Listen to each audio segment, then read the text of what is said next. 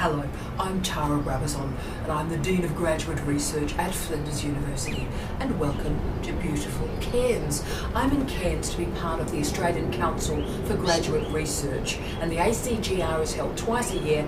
All the deans get together and talk about you. Talk about the importance of a PhD and research higher degrees in Australia. And the reason I'm in this space and the reason I thought I will record a vlog this week in beautiful Cairns is because of the topic of this week's vlog. This is vlog 59, What is a PhD? And this vlog comes via request, but this time it comes from a request from my wonderful friend, Associate Professor Malcolm Bond. Malc and I talk a great deal about the assumptions that exist in the research higher degree space, and Malc had a meeting with two of our PhD students in medicine a couple of weeks back, and this discussion was about what is a PhD. Now, these were PhD students enrolled in a PhD program wondering what is a PhD. Focuses the mind. And as most of you remember, I had a fantastic series of emails with Alas, one of our PhD students, exploring the nature of the PhD examination. She said to me, "Oh look, Tara, thank you for all this information about examination, but I'm enrolled in a PhD, not a coursework master's, so I'm not examined. I'm simply conducting some experiments in a lab, and there is no examination for PhD students." Wow, okay. So therefore, once Malc and I talked about the challenges that were currently emerging this year, he suggested, you know what, let's do a vlog on basically what is a PhD. And as always, he is brilliant and he is also right. And why this is such an important topic is failure in all teaching and learning is based on assumptions not being shared between a student and a teacher. And that's the truth in first year in undergraduate education, but it's also a truth in the research higher degree space where assumptions are not shared between students and supervisors. And that's why our students are asking in a doctoral program, what is a PhD? So let's do a vlog on these assumptions. So the stuff in my head, it gets scary, the stuff in your supervisor's head, the stuff that exists in international regulations about the PhD. So when I use the word stuff, I mean knowledge, I mean expectations, I mean the assumptions of what is a PhD. So let's get into this. Now, the first thing you need to grasp is that a PhD is nationally distinctive. So the PhD that exists in Aotearoa, New Zealand, Australia and the United Kingdom is a very different model from the one that exists in North America, in Canada and the United States. And indeed, there's a whole series of very interesting models emerging in Southeast Asia and also within the African nations based on these two distinctive models. So for example, the University of Lancaster has a campus in Ghana. So that's a great example of how a British model continues to move around the world, and British doctoral models are offered there. So in Australia, Aotearoa, New Zealand and the United Kingdom, the PhD is a 3-year program, and it does not involve coursework. It's composed of a dissertation between 80,000 and 100,000 words based on research that is conducted through the candidature. So the PhD is based on an original contribution to knowledge, original research. A master's qualification is the synthesizing research. That's the difference. People say, what's the difference between a PhD and a master's? Really easy. A PhD is original. A master's is a synthesis. I'm not knocking a synthesis. Remember, I did a research master's and I loved every minute of it, but it is a synthesizing piece of research. Now, in the US and the Canadian model, coursework is enacted. So in the early stages of a PhD, coursework units are undertaken and there are examinations that are benchmarks. So unless a student passes those examinations, they don't move through to the original research. So During a PhD, students may publish and they may go to conferences, and that's terrific if they do, because it provides great feedback on their research, and that's terrific. But it is really important to recognise something that's been lost, I think, in the last 3 to 4 years, and this is an important truth. You can pass a PhD without having published a single piece of work from it and without attending a conference. So remember, a PhD is a piece of work that is assessed by examiners, no more and no less. Yes, you can go to conferences and that's terrific. Yes, you can get publications and that's terrific, but neither of those things are required to pass a PhD, because the quality of a PhD is assessed by examiners. Now, again, the examination models differ around the world. So the examination model that exists in Holland or in Finland is very different from the UK, is very different from Canada. So these models are very different. Having said that, Australia is increasingly the outlier country here, because 2/3 of our universities, maybe it's getting closer to half, do not have an oral examination. All New Zealand universities now have a PhD oral examination. Flinders, for example, doesn't, so that means when you are examined, all that is examined is the document that you submit.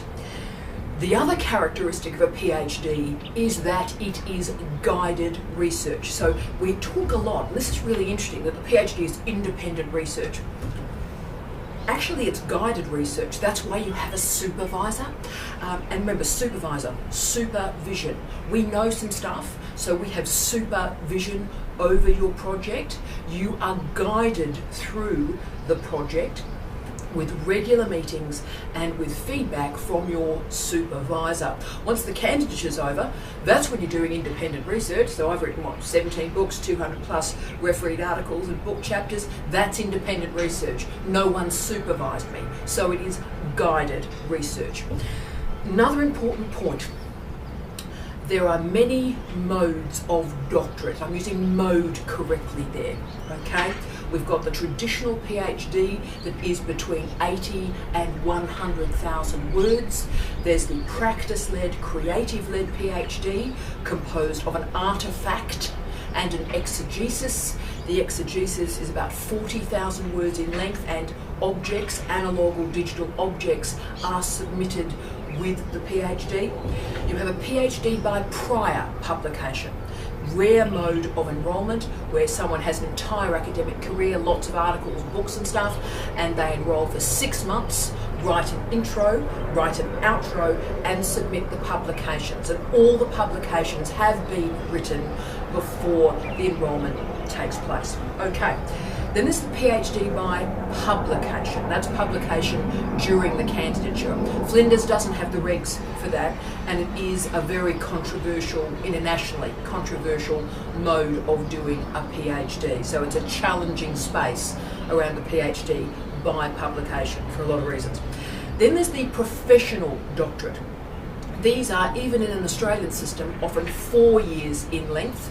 Coursework exists at the start of it, and then that facilitates independent research. There's also a higher doctorate. 5+ years after you leave your PhD program, you can return to your original university, return to Flinders, and gain a higher doctorate assessing your post-PhD research career. So that's when you end up with titles like a Doctor of Letters and so forth. So as you can see, all these different PhDs are different, and the challenge is creating a culture of equivalence between them.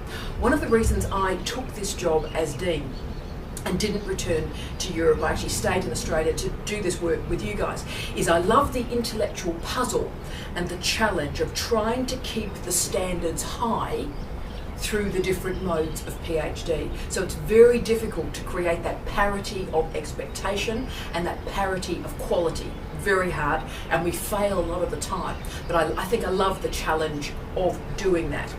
But often the split is applied research goes into the professional doctorates and blue sky research goes into the traditional doctorate. Now that's an arbitrary division, but you can see what is happening there. And by the way, that's not a statement of quality. Applied research can be as intellectually difficult and rigorous as blue sky research, but they are different. So at the best that we can offer in a university, PhD students experience a lot of different types of things. What they experience at best is a professional development program that enables their career, enables their CV, and actually arches beyond their research. They also experience teaching of undergraduate students, incredibly important, and they also have that experience of conference presentations, an array of publishing opportunities, and also an array of different types of dissemination. We've talked a lot in these vlogs about the importance of doing journalism and thinking about different styles of writing and communication for your research. So, the PhD is an incredibly unique experience, and it's really that uniqueness, that distinctiveness I wanted to stress with you all today. So few people on earth have a PhD. In the United States, it's reported that only 2% of the US population have a PhD. Wow. But I read an amazing study where someone has configured a series of proxies to try and work out how many people on earth, on this planet, have a PhD. So, suck it and see. But this research showed that the international estimate is there are 15 million doctoral holders on planet Earth. 15 million people hold a PhD on this planet. And you go, well, that's a lot, eh? But then you sort of go, right, well, there's 7.3 billion people on planet Earth. Now, by the maths, that means that on planet Earth, 0.2% of the population on this planet hold a PhD.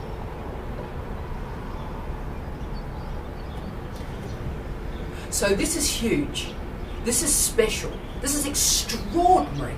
What you are doing is extraordinary. But it is also distinctive because you're giving up jobs, you're giving up steady money in a difficult time. And why are you doing this? Well, you often want to learn something new, you're curious, or you just love research. So I had Nat and Ben in my office last Thursday. And I love them both. They're amazing human beings. And why they're fabulous is they're so passionate about physics. They love physics. And when they're in my office, like the walls, rebound with their excitement and their energy and their passion. And that's really what a PhD is. You've got to love it. Yes, you'll have bad days, but you've got to have that passion that this is exciting. Ideas, thinking, that's exciting. Now, PhDs have 3 parts. And in the old days, we used to do one of these parts a year, and that was 10, 15 years ago. But the 3 parts are, you create a research plan or a proposal in the first year. In the second year, you do your data collection. In the third year, you write it up. Now, that's a really old model, and we don't do that anymore. And in fact, all 3 really happen throughout the candidature. And the students who finish quickly and well often write 20,000 words during their first year. They might be the words that require the most drafting at the end, but they are fantastic words. Also, what I'd suggest and try and stress with you today is this qualification is about you. It is about you constructing your best self. Don't be a guest star in your own PhD. This is for you. So focus on consistency of work, be resilient, and always try and just hold on to what is my original contribution to knowledge. So the point of all of this is you are completing a dissertation, original research that is assessed by international examiners to see if you reach international standards. So thank you to the amazing Malk for this great suggestion. I wouldn't have come up with it without you, mate. You're a legend. And from beautiful Cairns and what looks like it's going to be a beautiful day, I wish you love, light and peace. Tea out.